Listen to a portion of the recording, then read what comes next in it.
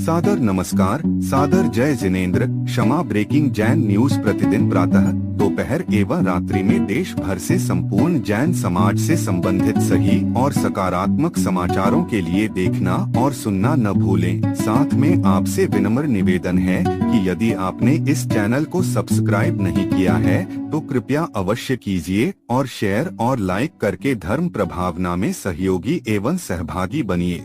भगवान पार्श्वनाथ धाम काकोरी में स्थित साधु सेवा धाम आगम के पथ पर चलने वाले ऐसे दिगंबर जैन मुनिराज, आरिका माता जी व अन्य त्यागी व्रतियों के विश्राम एवं आहार की पूर्ण व्यवस्था कर रहा है, जो अत्यंत वृद्ध अवस्था में है या रोग ग्रस्त है। आप भी इस पुण्य कार्य में सहभागी बने और पुण्य के भागीदार बने। एक दिन के चौके की राशि मात्र 2100 रूपए। 10 साल की पात्रता, जिसमें आपके नाम से साल में 2 बार चौका लगेगा, जिसकी राशि मात्र 11,000 रूपए है। आजीवन साल में 2 बार आपके नाम से चौका लगेगा तथा आपका नाम शिलापट पर लिखा जाएगा। राशि मात्र 25,000 रूपए है। 1 माह की पूजन राशि मात्र 3100 रूपए। दान जमा करने हेतु खाता विवरण Bhagwan Parshvanath Dham trust, bank of Baroda, Chowk branch, Lucknow. खाता संख्या 0645010029 IFSC कोड BARBO LUCKNO। संपर्क सूत्र 9452017984 7007783995। संसार से चला जाता है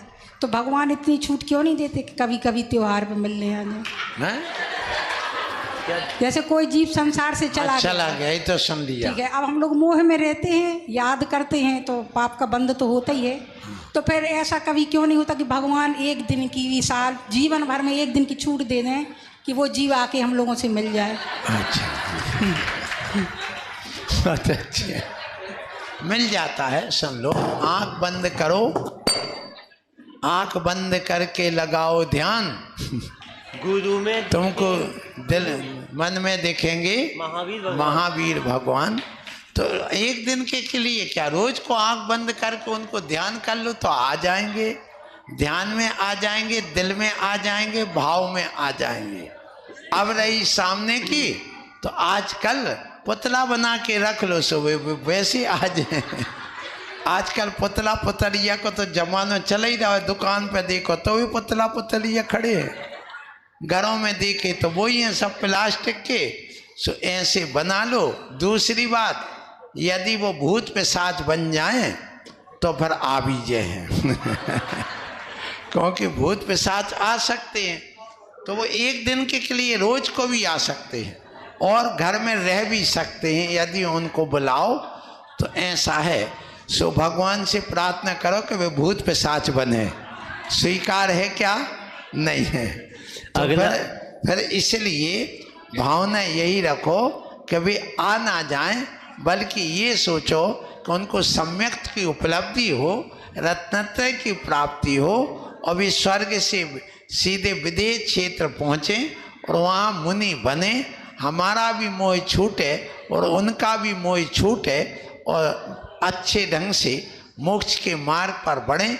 ऐसी भावना करो तो उसमें ज़्यादा अच्छा होगा। अगला प्रश्न लेकर के हमारे बीच में श्रीमती अंजू जैन उपस्थित हो रही हैं। अगले प्रश्न के रूप में श्रीमती सुषमा जैन, कौन है? तैयार है? वो बंद हो गया होगा, देखो, बोलो। बैटरी डाउन हो गई होगी इसकी।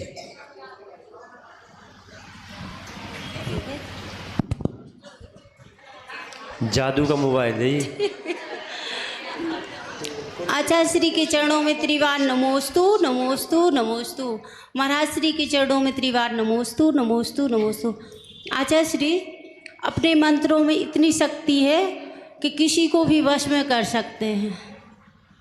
अपने मंत्रों में इतनी शक्ति है कि किसी भी चीज़ को वश में कर सकते हैं। फल लेकिन आचार्य श्री, आजकल इतनी जिद्दी बच्चे हो गए हैं और जो गलत काम करती हैं लड़कियां, तो क्या उनको बस में नहीं कर सकते मंत्रों से? या कुछ भी शक्ति हो तो अपन उसको उस पर डाल दें।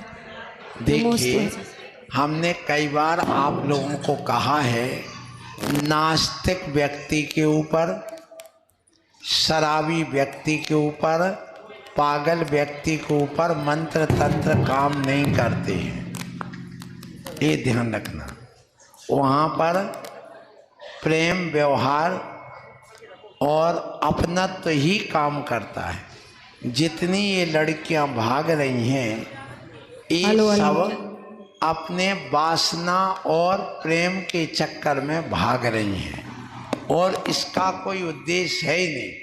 उनको कुछ नहीं दिखता है, उनकी आंखों पर पट्टी बंध जाती है और भूत सवार उनको हो जाता है, वो पागलपन उनको आ जाता है। उसके सामने उनके सामने अपना कुछ भी नहीं चलता है, ना माँ बाप की वो सुनते हैं, ना परिवार की सुनते हैं और ना वे किसी राजा महाराजा की सुनते हैं।